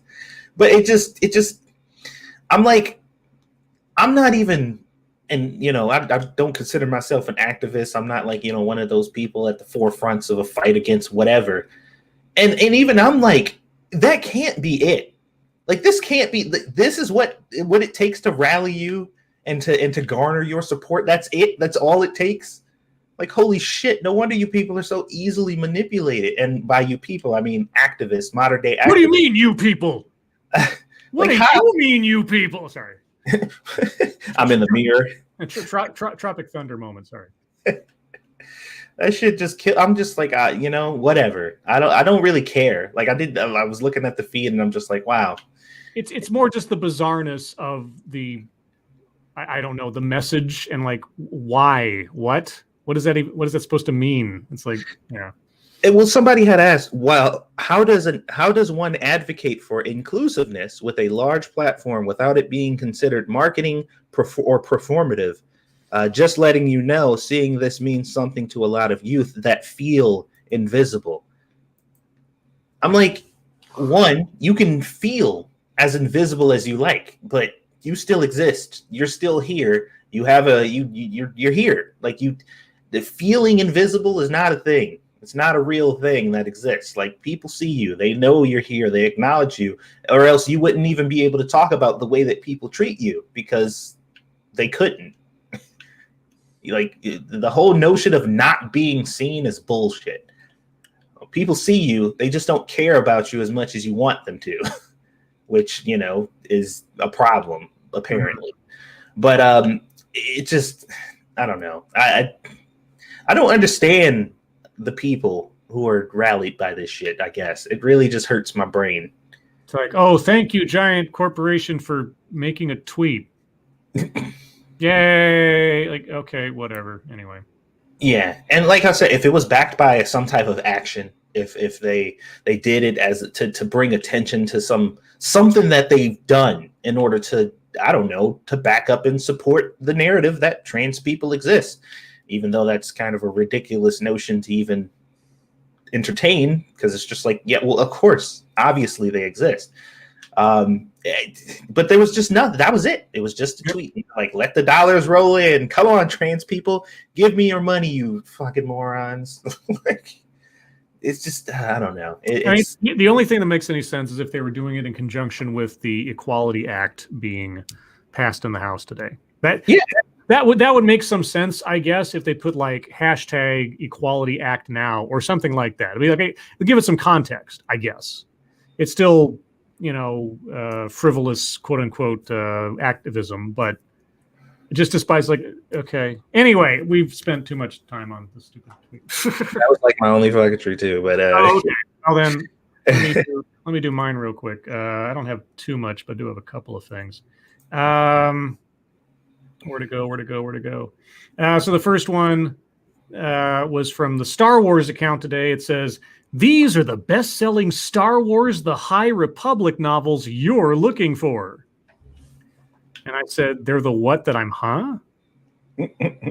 No one is looking for those things. They may be bestsellers insofar as that is the classification you get from the New York Times that just says something is a bestseller with some very, very sketchy criteria. If you ever look up exactly what qualifies a book to make it to the New York Times bestseller list, it is fairly nebulous. It doesn't really mean much of anything. So anyway, and the other one was, I can't really show them here. Do I have the images on my desktop? No, I don't. I just have them in a tweet. Okay, I can only kind of relay this. If you want to see them, you can go to my Twitter account. But Chris Saliza tweeted this out today. Did Ted Cruz's Cancun trip distract from the biggest political failure in Texas? And then we go backwards by a day or two, where Chris Saliza puts out a video that says, here's why Ted Cruz flying to Cancun was so bad. Mm-hmm. And then to a day around the same time from Chris Saliza, Ted Cruz's Cancun trip violates the first rule of politics. Yeah. Do you think anybody focused on this meaningless thing that this guy did and avoided actually looking at the actual news going on? The news that you weren't talking about, by the way. The news that you were actively ignoring yourself. You asked that question. Are you speaking to yourself and you just don't understand it, Chris? Are you interrogating yourself subconsciously? It's like, oh, what am I doing with my life sometimes? And the other thing, I guess a couple other things. So there was a TikTok video going around. I can't really recreate it here, but it's a lady doing a little "If You're Happy and You Know It" type theme song. Mm-hmm. Except it says, if you're white, you are racist, don't become a teacher, something like that. It's nonsense. But as I listened to it, I was like, man, I should make this the theme song to my Curriculum of Fear series. Yeah. I should take that. I'm not much of a music artist, but I should find a way to remix that into a song, like a little theme or something, and turn that into the theme song for my Curriculum of Fear series. Alternately, if there's somebody in the audience who has some talent with remixing those things, if you can get the audio of that and turn it into a something classy. I don't know if you can make it classy, but if there's a way to make it classy, because I got my piano music going for the usual theme song, if there's a way to turn that and take those lyrics and turn it into something that's a little classy, little jazzy. But anyway, the other thing that came up was that there's an implication that the next, or I should say the reboot of the Blade series from Marvel Studios will not be rated R. Now, as far as I know, they have not come out and said Blade will not be rated R, but Kevin Feige at Marvel Studios has said something to the effect that Marvel movies will not be rated R beyond the Deadpool franchise. So if that's the caveat, then anything that's not Deadpool is going to be at most PG or PG-13. And people are like, oh my God, a Blade movie that's not R, what's the point? Da, da, da. I'm like, well, there was a time where horror movies, like horror movies that are still classics today, wouldn't even meet a PG-13 today versus back then. There are ways to work within the rating system that doesn't require a lot of swearing or a lot of out-and-out gore, where you could still make a good Blade movie. It's possible. It would take some talent by a writer, director, and cinematographer to actually evoke a sense of horror and or action and such that meets that sort of dark aesthetic of a vampire soldier and everything. It's possible. Like I say, it'll take some talent. I'll be curious to see if they can work within those constraints. In fact, I said on my tweet, I said, not having the freedom of going towards R-rated material might actually force them to be creative in how they present a story. God forbid. So anyway, that was one other thing. And I think, was that everything? Yeah, we talked about the Grand Theft Auto thing yesterday. There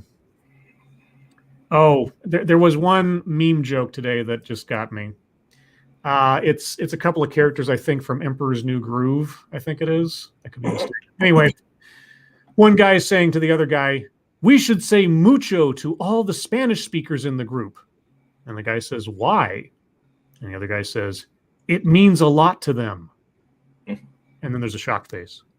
I was like, oh, I like that. Anyway, that's where I'll end that. So now it's time for question time. Chat, if you have questions, comments, concerns, complaints, conspiracy theories, put them into the chat now. If you have questions for us directly, please put plenty of chat marks after those. If you have statements for us to consider, please put plenty of statement marks after those. If you have no idea what I'm talking about, ask your friendly neighborhood chat partner, and they will explain it to you. Puddock says, Oreos or potatoes? Or potatoes. Potatoes in what form? Like, are we talking potato chips or mashed potatoes? Because I'll probably take mashed potatoes over Oreos. Or potato chips over Oreos. So, yeah, probably potatoes. Potorios. Ebony Williams, waffle fries or steak fries? Oh, between those two? Probably waffle fries. Yeah, most of the time steak fries are just too chunky. Like I like the thin fries or curly fries, generally speaking, or like McDonald's fries, those kind of fries. But steak fries are a bit too much at one time. So yeah, I'll go for the waffle fries. Asan says, you should say mondo to the Italian speakers. It means the world to them. Oh, nice. Nice. Mata Winter, oh lords, would you all try paper thin cut cod sandwich with tartar sauce, a potato pancake with 3 types of onions, and a tall yellow glass of Dr. Pepper with cherry ice cubes shaped like bats? Are you dropping acid when you're coming up with these things? Wow. Okay. It all sounds fine, although I'm not jazzed with putting cherry. Are you talking about like ice cubes shaped like cherries, or actual like ice cubes made of cherry? Because if it's my ice cubes made of cherry, no, I don't want any cherry in my Dr. Pepper. Dr. Pepper's got to remain untainted by other flavors. Oh yeah, is that right? Unless it's Jack Daniels. I was about to say. Mm-hmm. Well, hey, you shush you. You don't even know. You don't even drink Dr. Pepper. What do you care? What do you care? I don't drink Dr. Pepper or Jack. Exactly. So what do you care? You're my friend. I care about you. Oh. On a very special episode of Lords of the Night. Asan, Beastie Boys or Gorillas? Yeah, Beastie Boys. Greasy Boys. Yeah, they've got more memorable songs in my mental jukebox than Gorillaz. So, Dr. Keeve, what actors or actresses can't play a different character because they played their most famous character too well? Oh, well, people have been typecast. Oh, there's plenty of people that have been typecast. Like who was thinking? Like Adam West had that problem for the longest time. Nobody could see him as anything other than Batman from the '60s. There was usually it's somebody who plays like the really nasty villain in a movie. Like the guy who played the asshole in the Fly movie, the Fly remake with Jeff Goldblum. As far as I can tell, him being in that movie kind of branded him as that character forever, and it was difficult for him to find work again. So yeah, there is a risk that you'll be typecast. It depends on. I guess some people do their performance so good and are so iconic in one thing that they can never get past it. Wait, literally everybody in Full House. Well, yeah. I mean, you try to think of anything else that they've been able to do. Yeah, especially sitcoms. But then, after you've done a TV show for like 10 years or something, your royalties and residuals, you probably don't have to work again. Mm-hmm. But yeah, there's some TV shows or something. I guess it depends on if you, it's always. I think it really depends on an actor's willingness to take on a role that goes against type. Like, if they're well known for being the funny guy or something, do they take up a role where they play the villain? Like when Robin Williams became the bad guy in 1 Hour Photo, it was such a contrast from everything else he'd ever done that you expect a certain thing. And there's something even more sinister about seeing somebody that you sort of reflexively see as a welcoming, funny person as being really awkward and disturbing. And I think it made it more effective, him doing that role. So are you willing to do things that play against type? But it also depends on how much talent you have to do that. Like some people play against type and they can't get beyond being a comedian, or they don't know how to do comedy, whatever it is, Aaron Medley, Scribe Light, did you guys talk about House Democrats trying to get the nuke codes not to be solely for the presidency? Yeah, I saw something about that earlier today, like 13 House Democrats, which isn't a large number, signed some kind of petition or some kind of whatever to remove the one-man sort of control rule for the nuclear codes. Not sure how I feel about that, and I didn't find out what their motivation was. So, Mystery Scribe, I thought Jeff Goldblum was typecast as Dr. Ian Malcolm. I mean, that's probably one of his most famous roles, but if you've ever seen Mr. Frost, if you've ever seen The Fly, there are plenty of other roles that he's done that are maybe not as iconic, but once you see him in those roles, you will think of him in those roles as well. So that's how I think of him, because I think I first saw him in The Fly, because obviously The Fly came out before Jurassic Park. But yeah, Mr. Frost, oh God, you want to talk about Jeff Goldblum being as creepy as possible. He's even creepier in that than in The Fly. Motto Winter, spoilers, Scribe. Sorry. I'm talking about movies from like 30 years ago. It's like, I don't know what to tell you. Selecta Boy, Scribe, what's the worst show you've seen nowadays? Oh, I did a whole review on it. It was Women of the Night or whatever, or Kaiser's Vermin if you're in its original Dutch language thing. It's a series on Netflix. It's a Dutch series about, it's putting it too simply to say a lady who runs an escort service. The entire thing is absolutely bonkers, insane, ridiculous logic, plot line. I did a live stream sort of summary review of it not too long ago. You can look it up on my reviews playlist. That's the worst series I've watched recently. And the thing was, it was one of those things where, like, after I watched the first 2 episodes, I was like, this thing is an absolute train wreck. What's going to happen next? That was the only reason it kept me going. I was like, how much more ridiculously illogical and nonsense can this thing go? It's almost as if, and I think I said this in the stream or something, It's almost as if the people who produced this show saw Breaking Bad and saw Ozark and thought, how can we take these two series, squish them together into our own thing that fits for the Netherlands without having any of the clever storytelling, without having characters that have any logical sense to their actions, without the real world ever stepping in and saying, that's not how things actually happen. That's kind of how I would assess that show. But you can find out more. Either watch it yourself, if you dare, or, watch my stream and save yourself the trouble. Let's see. Cannibalistic Wizard. Baked pork chops stuffed with cream cheese and brown sugar, honey butter, buttermilk biscuits, orange slices simmered in red wine, and a glass of lemon water with frozen bone-shaped ice cubes.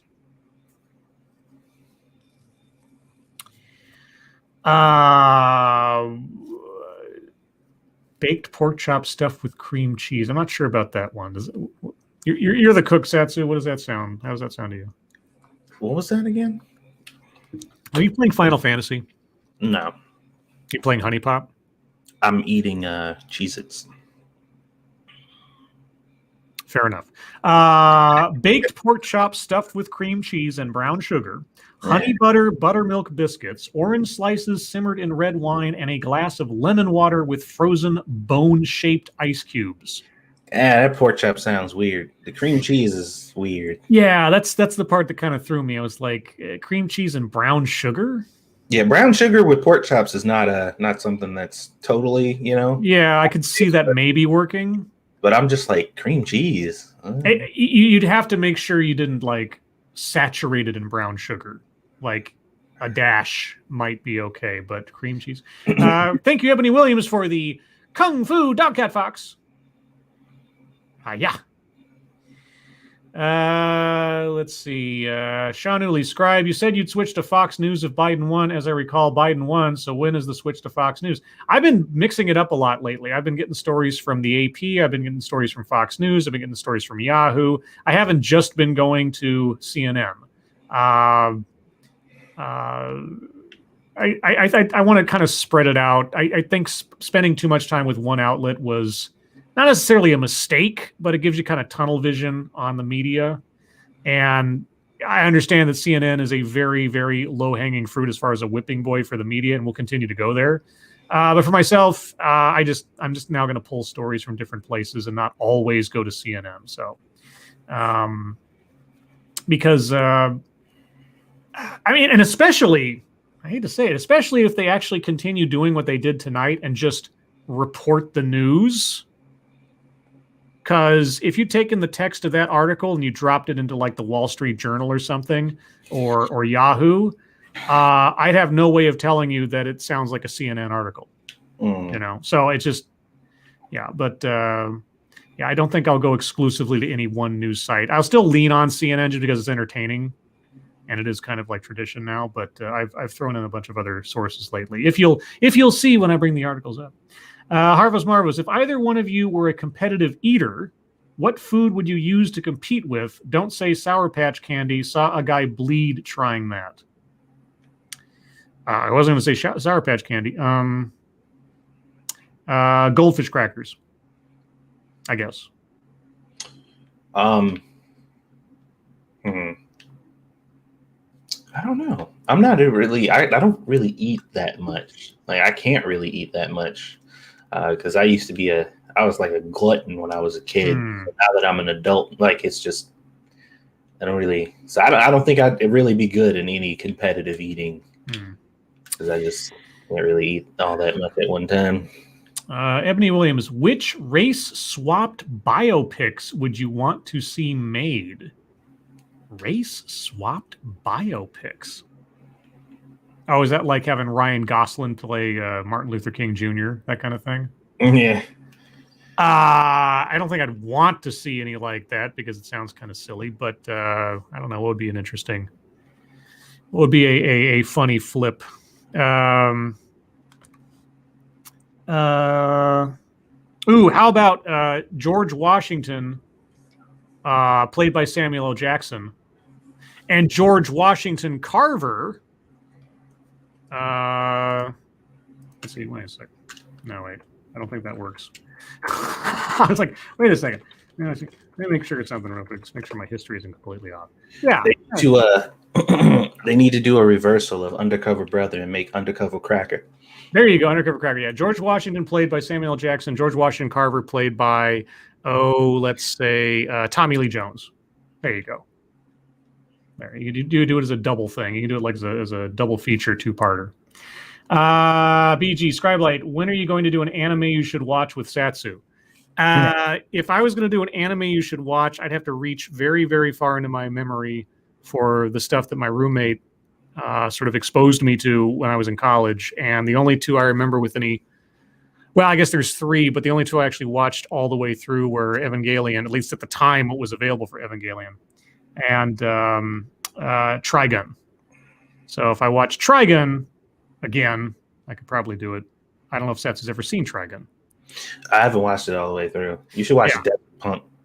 I should watch what? Desert Punk. I've heard of Desert Punk.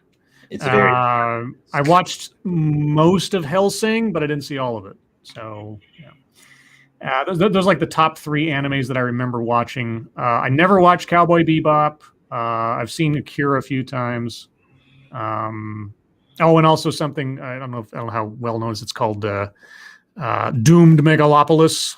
There's a movie called Doomed Megalopolis. But anyway, and then chat jumps. So let me scroll up a bit.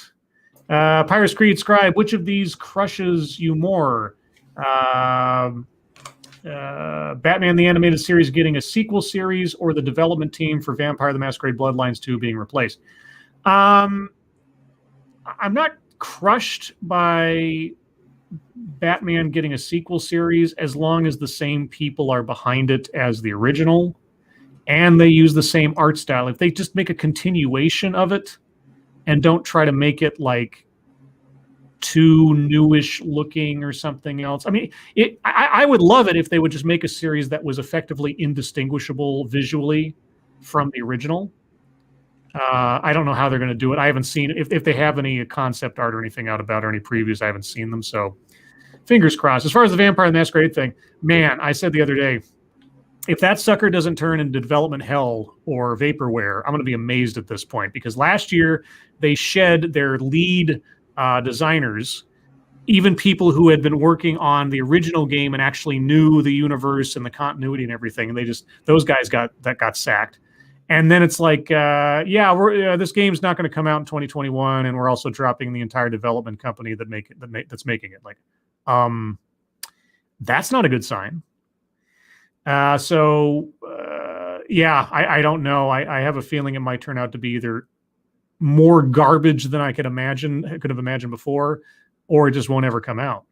But then, given the fact that the structure of the game as they previously advertised it sounded so ridiculous to me as a fan of not only the original video game, but also a fan of the setting, it didn't make any sense. Like, okay, so you play a Thin Blood who then joins a clan in the Camarilla? The Camarilla that sees Thin Bloods as the sign of the end times and basically has a mandate to destroy all of them if they find them, because if they live, they may bring about Gehenna. And surely, the Sabbat would be more inclined to kill them than the Cam, because the Cam doesn't want to admit that the antediluvians exist, so to speak. But the old guys know the truth. So that didn't make it. And especially being adopted by a clan and then gaining the whole setup made no sense to me. So the only ray of light I suppose I could see in this is if they've decided to completely overhaul the structure of the single player story. But I don't know how that's going to work. And I don't know if that game's ever going to come out, which is kind of a shame. I still would have liked to have seen it, or at least see the results. But anyway, Ebony Williams, Scribe, does Dogcat Fox still live with you on the moon base despite the allegations against him? Yes, because the allegations are false. It was Shinshat Renard that did it, the evil original prototype of the dog cat fox experiment, who is French for no particular reason. And he's running around somewhere doing terrible things like Pepe Le Pew. And dog cat fox has always been on the moon. He hasn't gone anywhere to hurt anybody. So there you go. Let's see. Motto Winter Scribe, did you know that female light-colored long-haired kittens/cats produce almost no cat allergens? No. I guess I didn't. So the more you know. Red Dirt Runner, Lord's Powers, you master all martial arts, but you have to be buzzed, and the drunker you get, the better at fighting you get. So Drunken Master with Jackie Chan. Yeah, I don't know about that because I don't like the feeling of being drunk. Like, yeah, I see. I wouldn't want to get into I mean, I'm a master of martial arts. I just have to be completely blitzed to be better at it. I mean, I could only see that being useful in like very specific situations. And considering that I am a lightweight, it still, even to this point, does not take much for me to get a little woozy. I don't know. I don't know when that would become useful, except like, you know, if I'm in a situation where I'm suddenly under attack, I'm not going to have time to get drunk. So I'd have to plan that ahead. I'd have to like get drunk knowing I'm going to go fight somebody. Or, you know what? Never mind.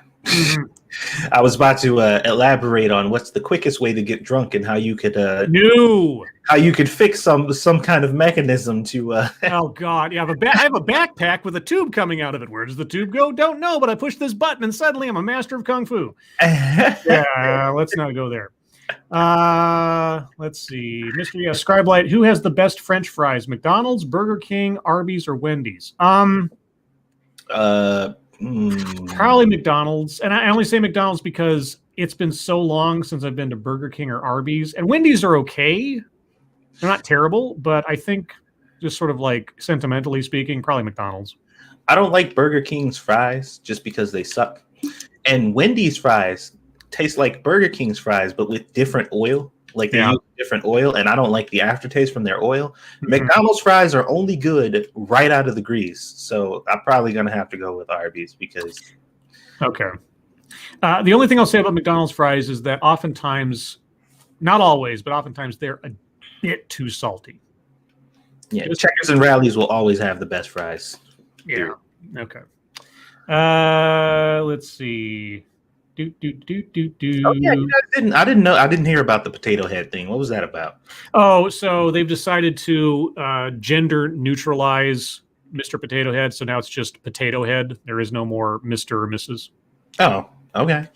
And so that's apparently a thing, even though Mr. Potato Head and Mrs. Potato Head were distinct characters unto themselves, and honestly, there was nothing distinguishing the core potato from one to the other except the accessories you put on it. That was kind of the features. You could mix and match and put eyeballs in the mouth slot and so on and everything else. Like, I don't get what was the need for that or what, but I don't care because it was all meaningless to begin with. Yeah, it's worthless. It doesn't do anything for anybody. And the only kids who are going around saying that it's doing something for them are the parents who bought it for them and said, hey, you need this because you need it to feel included and special. And they're like, oh, okay, I guess I can't feel needed or included without this thing. Ebony Williams, my lords, what kids show in the past 15 years made you think, why was this made? Sorry, go ahead. School Days. Well, I mean, I never watched it, but the Thundercats reboot. Not the one that actually looked like animation, but the one that looked like Steven Universe bubble drawings. Like, who is this for? Also, like, I mean, there's a couple of things like the Thundercats. What was it called? Thundercats Roar or Thundercats Go or something. And the She-Ra reboot. You know, these things made. I mean, I guess I can imagine why they were made. Obviously, there was an agenda behind it all, but at the same time, like, what? But I don't know. I remember when cartoons actually were good, and taught lessons and didn't take political positions. Remember those days? Yeah, I don't think I can remember them either anymore. Or just kids shows that didn't do that stuff, like Power Rangers. I never really watched Power Rangers, but it was, people fighting big monsters, and that was the plot of every show. You know what? I kind of stopped saying the fact that older shows didn't push political narratives, because whenever somebody argued like that's bullshit, because they absolutely did, I'm always like, yeah, okay, because they did, but it wasn't ham-fisted. It wasn't like, hey, we are clearly pushing a political narrative and that is the only reason we wrote this episode. It was like more like just like something that was weaved into the story about real things that real people would have to deal with. Well, I mean, there were quote unquote very special episodes, like here's the episode where the alcoholic uncle shows up or something, and you have to deal with that. I mean, don't get me wrong, yeah, kid shows did deal with social issues. It just wasn't so fucking blatant and well, it wasn't wholly partisan. Like alcoholism is bad. Mm-hmm. It's not really a partisan topic. Drug use is bad. It's not really a partisan topic. Or that one episode of Different Strokes where you had the guy taking pictures of kids. That's not really a partisan issue. A lot of things that were special episodes were things that were like real life problems up to an nth degree for the sake of television. But they were relatively isolated. They didn't really happen that often. And sometimes they were reactive to real world stuff. I mean, I remember there were plenty of TV shows that did an episode that talked about police violence after Rodney King or the LA riots or something. You'd have it like, especially I remember the TV show LA Law wove in the LA riots into a plot line because it was just kind of an unavoidable thing. And there was, speaking of LA Law, for whatever reason, I just remembered this. There was an episode where the law firm discovers that some of its clients do work for South Africa and supported apartheid. And so the plot of this one episode or something was, we need to drop these clients because they support apartheid. And then, of course, the management was like, but they bring in a lot of money. And like, well, and so there's this big moral thing over apartheid. But again, not really a partisan issue about like, oh, apartheid is good or something. There wasn't really like a side to it. And I'm sure there are shows out there that did actually push blatantly political or moral agendas that were arguable or something. But most of the ones that I remember were all very non-controversial, let's say. So that's my defense of old time TV versus how they do it these days, which is so blatantly partisan and yeah. Well, yeah, and back then, like I said, it was more so about just telling a story within the context of a certain thing. And now it's just like, no, we literally created this because we want to indoctrinate your kids. Like, right. That's the goal. Yeah. Instead of teaching kids like numbers and words or manners or just, some sort of basic stuff. Now it's like, well, now we're going to talk about, like what was that thing the other day from Cartoon Network? Mm-hmm. Like pushing like, oh, well, color blindness is bad. We have to see each other for our colors. Like, no, don't no. Like, what are you doing? This is virtuous. Why? Yeah, it was basically, you should look at people of a certain color and automatically assume exactly what they've been through and why, and then you should treat them accordingly. And I'm just like, that sounds awfully familiar. There's something else people do that requires you to do the exact same thing. What that's called? Yeah. Hey, kids, if you happen to be a particular color, look at the other kid with a different color and understand there's a difference, and it will never go away. Mm-hmm. It's effectively meaningless as to the character of someone, but that's beside the point. You have to assess them and their condition. You either have to take pity on them or see them as inherent oppressors or whatever, because oh God. But of course, I look at this stuff all the time with schools and curriculums and all this other stuff, and it's just or what happened with Coca-Cola the other day with their training video pushing white fragility philosophy onto people. Yeah, I can't wait for a lawsuit to come out from that. If there isn't a lawsuit that comes out from that, I'll be amazed. Let's see. Mr. Yes, Law and Order SVU has gotten woke since Christopher Maloney left the show. I haven't, I think in my entire life I've seen one episode of SVU. Dude, never watched it. I kind of really liked that show for a while, but that Gamergate episode killed it for me. I'm just like, nope. I take it back. That might be the second episode I ever saw the whole thing of, just because somebody like posted all the clips or something, and because it was straight up verbatim the bullshit fucking that everybody was spouting, and they had already set up and predetermined who were the villains and these evil underground people who are doing. I'm just like, oh man, god damn it. Yep. I prefer original Law and Order and Homicide: Life on the Street, and those instances where those two shows crossed over before Belzer ended up on SVU. But anyway, we're at the top of the hour, guys, and that's the end of the show. So all the TV talk will now end, and you can return to your regularly scheduled bedtime, I'm assuming, for most of you, as I will shortly. Remember, guys, tomorrow night we'll be on Satsu's channel at the regular time, 6 p.m. Pacific, 9 p.m. Eastern, for another episode of Lords of the Night. Looking forward to seeing you then. Satsu, you got anything coming up tonight or tomorrow, not nighttime? I'm going to be editing tonight and finishing up some stuff. Tomorrow, I might actually be trying out that new, Outlanders game? Or Outriders. I was playing a little bit of it today, and as it stands, I am not completely like, fuck this game. So far, so good. I'll probably be playing that sometime tomorrow. I think I'm going to stream it. And I do believe it has co-op. Stunlock was asking me about that. And it was like play with friends. That was like an option on there. So just be mindful, anybody who's going to get it, you need a Square Enix account, and you have to connect it to your Steam or else you can't play it. So. Alrighty. And as for myself, I don't have anything planned for tomorrow. I'll be busy doing billing stuff, so I'll look forward to seeing everybody tomorrow night on Lords of the Night. But with that, everyone, thank you so much for joining us tonight. You guys are the greatest audience in the whole of the universe. And the rest of the universe, not just the whole. I'm sure the rest of it is also there as well. Moderators, thank you for keeping an eye on things, even though everyone is so well behaved. You have very little to do. Everyone who donated, thank you so much for your generosity. We really do appreciate it. I can't tell you enough how much we do. But with that, everyone, again, thank you for joining us. Satsu, thank you for joining me as always. Yup. Everyone, your lives make us sad, and we will see you tomorrow.